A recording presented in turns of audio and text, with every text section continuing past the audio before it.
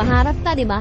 Bigyan kita ng magandang tip. Pagising mo, magising ka ng tanghali na. Mas maganda kung gigising ka pag may pagkain na. Tapos pagka may pagkain na, siguraduhin mong masarap yung papainin mo. Kung hindi masarap, galit-galit ka pa.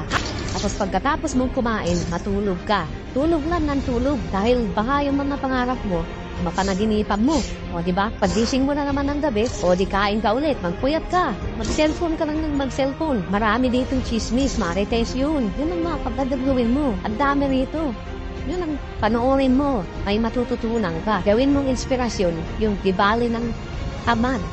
Huwag lang pagod. Diba? Ang ganda nun. Hintayin mo yung swerte. Darating yun sa'yo. Gawin mo yung maging takilang patugang ka.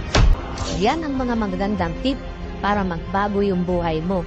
Huwag mong intindihin yung pagsisisi. Huwag kang magkalala. Nasa huli pa naman yun. Real talk lang mga mamsor. Paggising mo sa umaga, kumain ka lang. Pagkatapos mong kumain, matulog ka. Umasa ka sa swerte, hintayin mo yan. Darating yung araw na pagsisisihan mo na hindi mo ginawa yung dapat mong gawin.